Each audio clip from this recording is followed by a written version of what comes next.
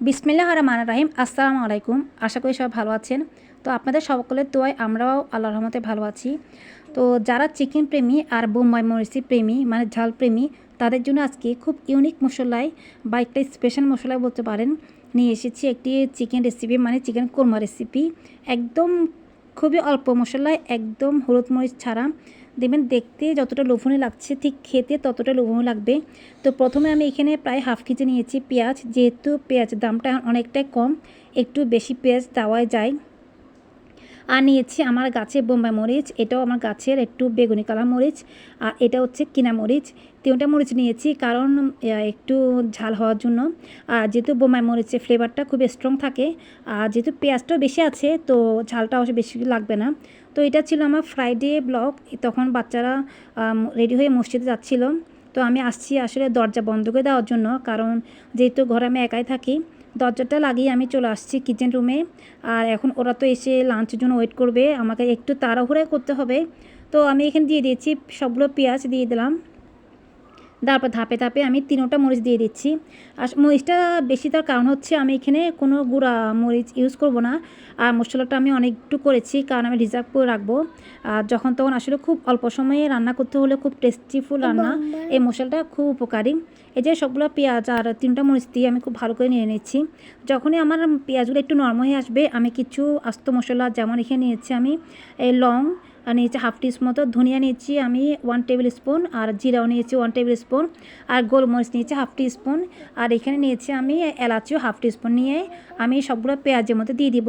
যেহেতু পেঁয়াজটা আমার অনেকটা ফ্রাই হয়েছে, আমার নরম হয়ে আসছে আর আমি বেশি ব্রাউন কালার করবো না, তো এখনই আমি ওই মশলাগুলো দিয়ে দিব। তার আগে অবশ্যই একটা টমেটো দেবো শুধুমাত্র এই টেস্টে কিছুটা বাড়ানোর জন্য, আর কালারটা অবশ্য চেঞ্জ হয়ে যাবে।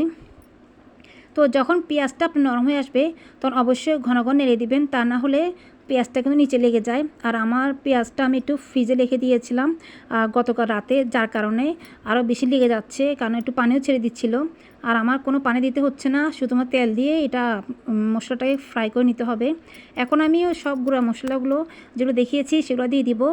আজকে আপনাদের সাথে শুধু একটু রেসিপি শেয়ার করব, আসলে আর কোনো কিছু শেয়ার করব না, কারণ এই রেসিপিটা মানে মশলা সহ তৈরি করতে আমার অনেকক্ষণ সময় লেগে যায়, প্রায় অনেকক্ষণ সময় লাগে। যেহেতু সব আপুরা রান্না করেন সবাই বলতে পারবেন, যেহেতু এইসব রান্না করতে সময় বেশিক্ষণই লাগে।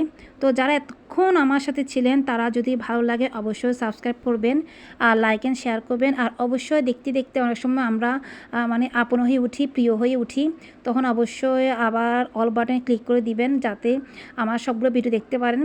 এই যে মশলাটা আমি নিয়ে নিচ্ছি একটা প্লেটে, নিয়ে আমি ফ্যানের নিচে রেখে দিয়েছি ঠান্ডা হওয়ার জন্য, তা না হলে তো ব্লেন্ডার করা যাবে না। দেখুন মশলার কালারটা খুব সুন্দর আসছে আর দেখতেও কতটা ভালো লাগছে, আর ফ্লেভারটাও এত সুন্দর আসছে, আসলে আপনারা পাচ্ছেন না আমি পাচ্ছি। আর ঘরে একবার যখন মশলাটা বানাবেন অবশ্যই দেখবেন।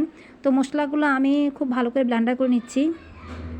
এখানে ব্লেন্ডার করতে কোনো পানি ইউজ করতে হবে না, যেহেতু সবগুলো উপকরণ একদম নরম হয়ে গিয়েছে। নিশ্চয় খেয়াল করেছেন এখানে আমি কোনো আদা ও রসুন ইউজ করিনি, শুধুমাত্র পেঁয়াজে দিয়েছি। তো আমি রান্না করার সময় স্টেপ বাই স্টেপ দেখিয়ে দিচ্ছি আমি কীভাবে রান্নাটা করব।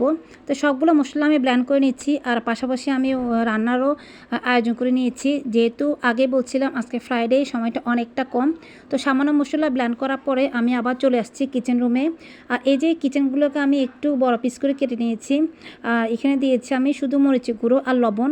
এখানে একদম হলুদটা ইউজ করবেন না, কারণ সবাই নিশ্চয় জানেন হলুদ দিয়ে ফ্রাই করলে একরকম টেস্ট আসে, ফ্লেভারটা একরকম আসে, আর মরিচের গুঁড়ো দিয়ে ফ্রাই করলে অন্যরকম টেস্ট আসে, অন্য ফ্লেভার আসে। তো আমি একটা কড়াই বসিয়ে দিয়েছি, যেহেতু আমার এখানে কড়াইটা লাগবে, আমি ফ্রাই প্যানটা এখানে ইউজ করব না। দিয়ে আমি তেলটা খুব ভালো করে গরম হওয়ার পরে সবগুলো চিকেন একসাথে দিয়ে দিয়েছি। আসলে সবগুলো চিকেন একসাথে দেওয়া আমার উচিত হয়নি, কারণ তাহলে উল্টাতে দেখা যাচ্ছিলো, প্রায় ভেঙে যাচ্ছিলো। তারপর আমি তাড়াহুড়া করার জন্য দিয়ে দিলাম সবগুলো চিকেন, খুব ভালো করে দিয়ে দিচ্ছি। আর আমার আসলে কড়াইটা খুব ভালো করে গরম হয়নি, যার কারণে আমার অনেকটুকু প্রায় নিচে লেগে গিয়েছে।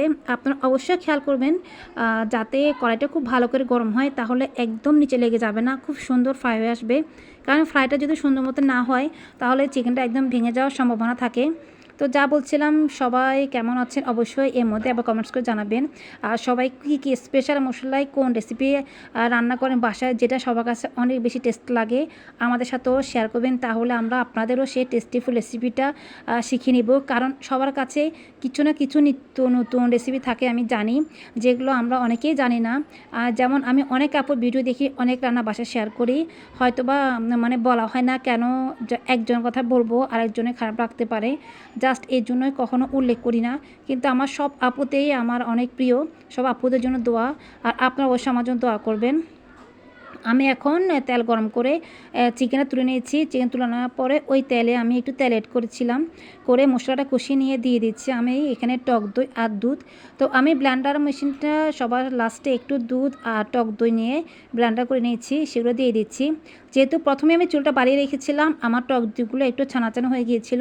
তো আপনারা কিন্তু এই ভুলটা একদমই করবেন না, যখন দই দিবেন তখন এই চুলটা একদম কমিয়ে রাখবেন। এই যে দেখতে পেয়েছেন আমার মশলার ফাইনাল লুকটা কেমন ছিল, আমরা ক্রিমের টেক্সচার ছিল। তো আমি এর মধ্যে পানি দিয়ে দিয়েছি, দিয়ে খুব ভালো করে চিকেনটা রান্না করে নিয়েছি। চিকেনটা আসলে পানি দেওয়া দেখানো হয়নি, যেটা আগেও বলেছিলাম, খুব একটু তাড়াহুড়া ছিল।